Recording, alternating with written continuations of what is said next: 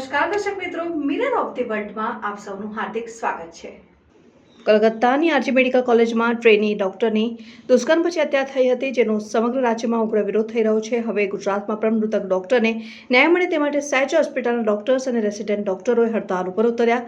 કોલકાતામાં ટ્રેની મહિલા ડોક્ટર સાથે દુષ્કર્મ બાદ થયેલી હત્યાના વિરોધમાં વડોદરાની સયાજી હોસ્પિટલમાં ઇન્ટર્ન ડોક્ટર, જુનિયર અને વરિષ્ઠ નિવાસી ડોક્ટરો આજે ઓપીડી અને વોર્ડ સહિતની તમામ બિન ઇમરજન્સી સેવાઓથી દૂર રહેશે। આ સાથે 400થી વધુ તબીબોએ વિરોધ કરી હડતાળ શરૂ કરી છે કે એટલું જ નહીં, જ્યાં સુધી પશ્ચિમ બંગાળ ડોક્ટર્સ એસોસિએશનની તમામ માંગ પૂરી નહીં થાય ત્યાં સુધી વિરોધ અને હડતાળ ડોક્ટર દ્વારા ચાલુ રાખવામાં આવશે।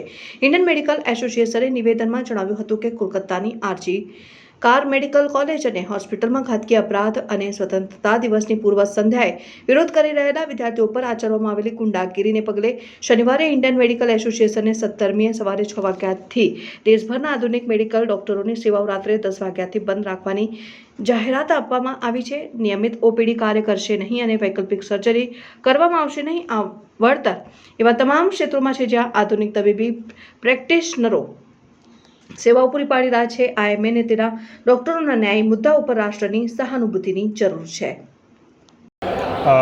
કોલકાતાની આરજી મેડિકલ કોલેજમાં જે ઇસ્યુ બન્યો છે, એક રેસિડેન્ટ ડૉક્ટર પલ્મોનરી ડિપાર્ટમેન્ટની રેસિડેન્ટ ડૉક્ટર પર જે કૃત્ય કરવામાં આવ્યું છે, જે અડધી રાત્રે 9 ઓગસ્ટના દિવસે અડધી રાત્રે જે થયું એ બહુ જ નિંદનીય વસ્તુ છે।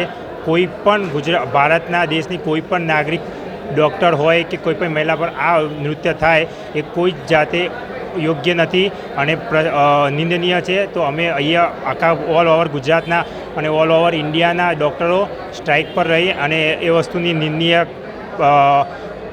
એને પડકાર આપીએ છીએ અને એના માટે સ્ટ્રાઇક ગોઠવીએ છીએ દરેક ગુજરાતના દરેક જગ્યાના અને ઓલ ઓવર ગુજરાત અને ઓલ ઓવર ઇન્ડિયા રેસિડેન્ટ ડૉક્ટરો અત્યારે આજે સ્ટ્રાઇક પર બેસ્યા છે અને એ જે પલ્મોનરી ડિપાર્ટમેન્ટની રેસિડન્ટ છે એને પૂરતો ન્યાય મળે અને એના ગરીબ પરિવારને પૂરતો જે એ લોકો જે પોતાની પુત્રી પર જે થયું છે એના પર ન્યાય મળે, એના માટે જે સીબીઆઈની જે જાંચ કરવા માગે છે તો એના માટે એ લોકો એને ન્યાય આપે એની અમે રજૂઆત કરવા માગીએ છીએ સ્ટ્રાઇક।